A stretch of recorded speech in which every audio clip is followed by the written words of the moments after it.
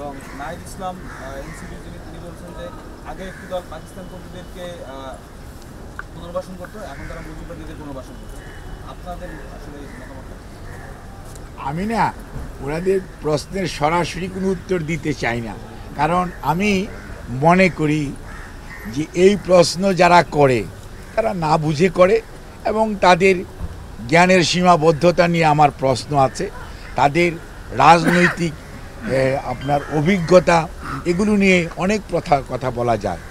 জনগণ সিদ্ধান্ত নিবে কে কাকে লাল কার্ড আর সবুজ কার্ড সাদা কার্ড দেখাবে। এইটি ওই কে বলল তার কথায় বাংলাদেশ জাতীয়তাবাদী দলের আদৌ সমালোচনা করার কোনো আলোচনা করার প্রয়োজন আমরা অনুভব করি না। আর যারা বলে পুনর্বাসন করে, ঝালকাঠির ঘটনা পত্রিকায় দেখলাম, কিছুক্ষণ আগে পড়ে এসেছি, ওখানে লেখা আছে কারা পুনর্বাসন করে আর কারা করে না। ধন্যবাদ।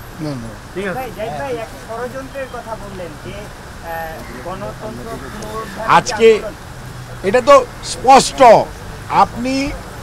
আপনি খুবই স্পষ্ট কথা যদি বলতে হয়।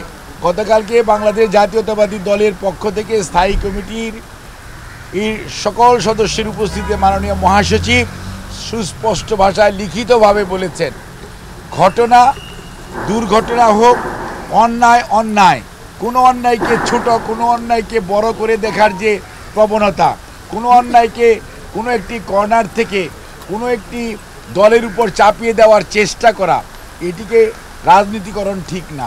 অন্যায়কে মনে রাখতে হবে অলওয়েজ ব্যাড, এবং অন্যায়ের পক্ষে কোনো মানুষ, সচেতন মানুষ, রাজনৈতিক কর্মী থাকতে পারে এটা আমরা বিশ্বাস করি না।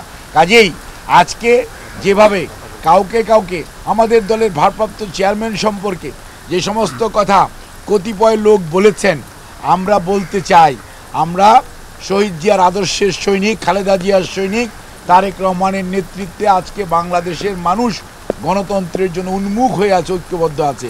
আমরা কোনো ষড়যন্ত্রে পা দিতে চাই না, কোনো প্রতি উত্তর দিতে চাই না।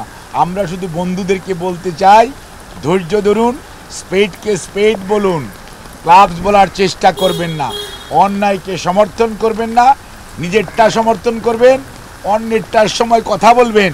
অন্যায়কে বিএনপি কোনোদিন প্রশ্রয় দেয় না, সমর্থন দেয় না। বিএনপি অন্যায়কারীর বিচার চায়, দেশের প্রচলিত আইন অনুযায়ী। মব সন্ত্রাস বিএনপি চায় না। ধন্যবাদ। এটা আপনাকে বলতে হবে কেন? দেশে আইন শৃঙ্খলা রক্ষা বাহিনী, আইন শৃঙ্খলার অবনতি ঘটানো যায়, তাহলে নিশ্চয়ই কোনো না কোনো কর্নারের লাভ হওয়ার সম্ভাবনা আছে। তবে আমরা খুবই আশাবাদী, ইনশাআল্লাহ প্রধান উপদেষ্টা সহ অন্তর্বর্তীকালীন সরকার, নির্বাচন কমিশন যেভাবে এগিয়ে যাচ্ছে, আমরা আশা রাখতে চাই ইনশাআল্লাহ ফেব্রুয়ারির মধ্যভাগের মধ্যে নির্বাচনের যে কমিটমেন্ট ওনারা করেছেন সেটা ওনারা ফুলফিল করবেন। ধন্যবাদ।